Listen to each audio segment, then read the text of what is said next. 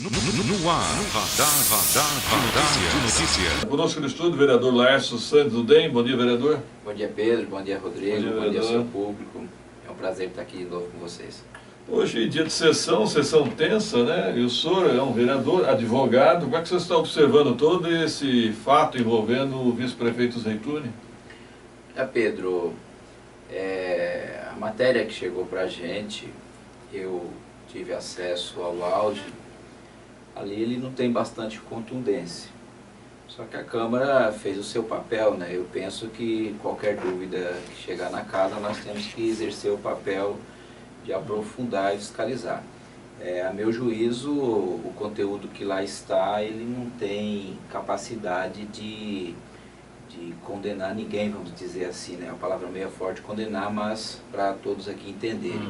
Pode ser que no curso do desenvolvimento da comissão de investigação se avance com provas, porque a gente sabe que começa de um modo e a gente nunca sabe aonde vai chegar.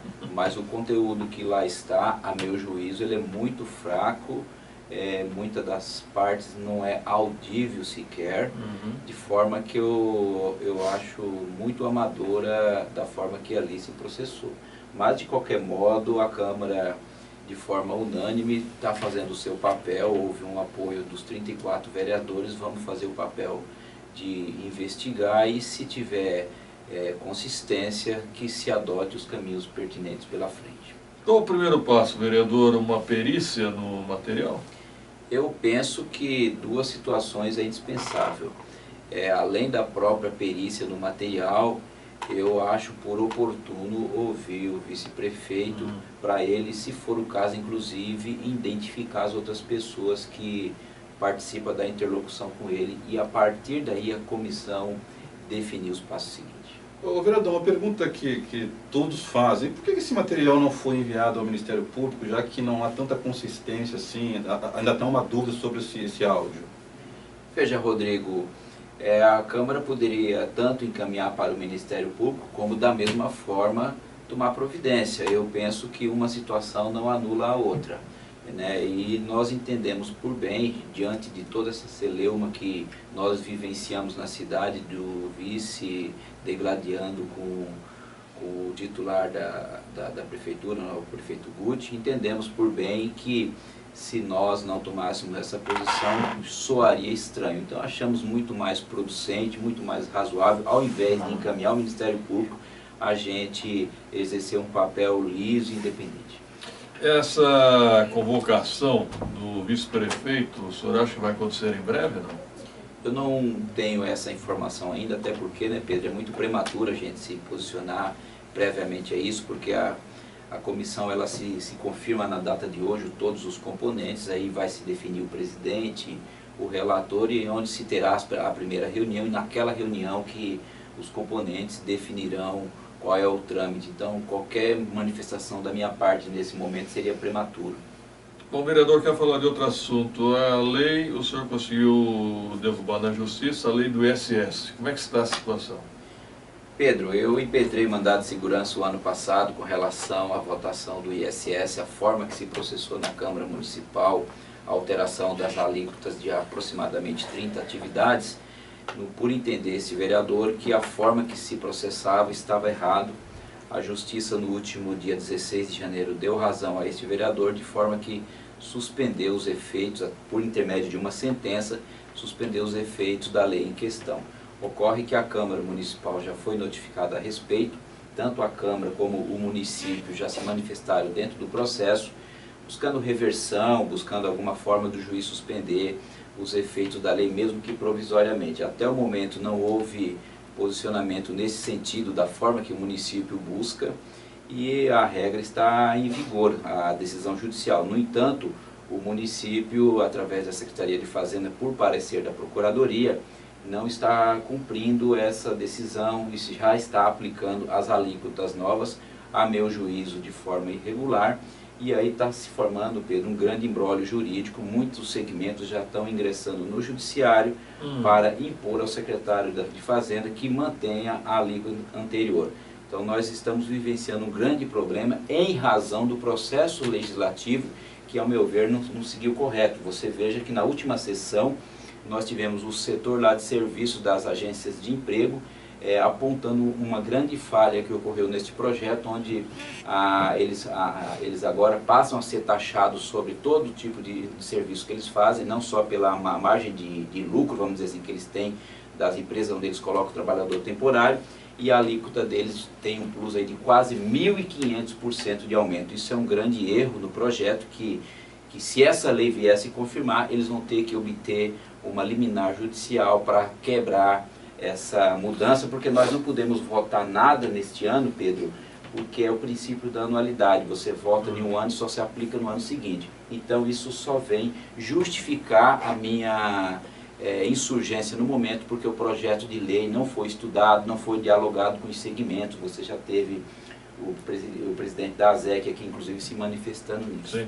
Agora, a prefeitura não foi comunicada da sentença? A prefeitura ela não é parte no processo, porque a discussão é entre vereadores. Então, o mandado de segurança é um ato contra, uma atitude contra o ato do presidente da casa. Então, a prefeitura ela não tem necessidade de ser notificada. No entanto, ela entrou no processo para requerer que o juiz permita que ela acompanhe o processo, para quem está nos assistindo entender melhor. Entendi. E o juiz ainda não definiu. De todo modo, então a prefeitura já está formalmente ciente no momento que ingressou no processo. Então não pode alegar ignorância. Isso que eu ia dizer. E hoje o pessoal da Secretaria de Fazenda alega que não foram notificados. Então eu entendo que está tendo má fé, está prevaricando alguma coisa nesse sentido. Então acho que nós precisamos ter mais lisura nos interesses da administração da cidade. Vereador, desde o início que esse projeto começou a tramitar, nós achávamos estranha a postura de associações aqui na cidade. O senhor acabou indo lá e conseguindo essa liminar. O senhor tem tido apoio de algumas associações nesse sentido, ou elas estão também só nos bastidores? Honrosa exceção a ASEC. Veja, o setor contábil, o setor hoteleiro, o próprio setor de agência de emprego, eles têm me questionado, alguns outros colegas advogados, porque eles estão realmente perdidos, né?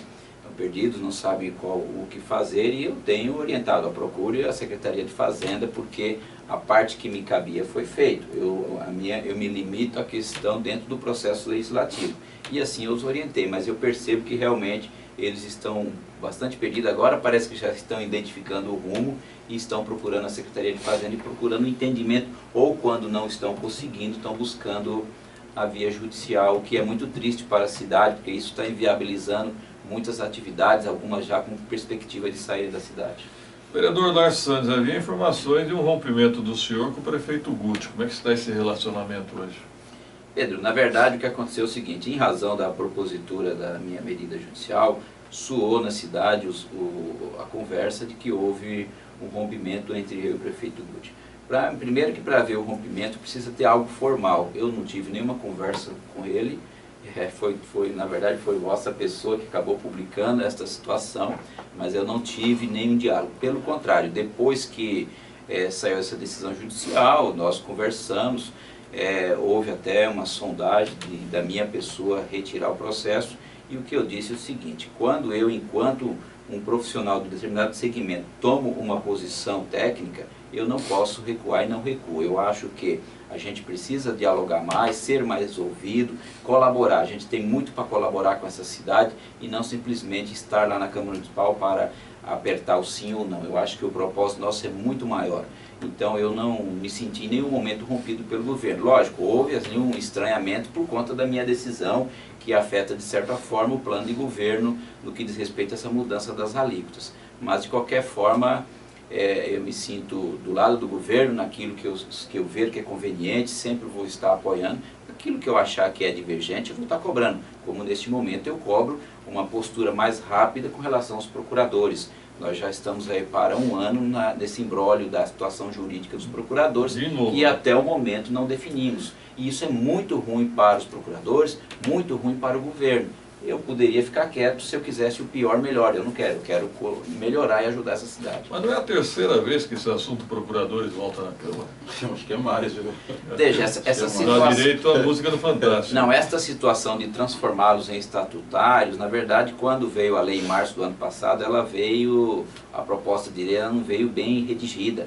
Aí depois fez uma segunda lei estipulando um prazo. Esse prazo a Prefeitura tinha até novembro do ano passado para encaminhar o projeto de lei. Encaminhou esse projeto de lei que está lá na nossa pauta de votação. Dá a impressão que os vereadores não querem votar, mas na verdade nós não podemos avançar porque não veio o cálculo atuarial, algumas outras exigências da lei.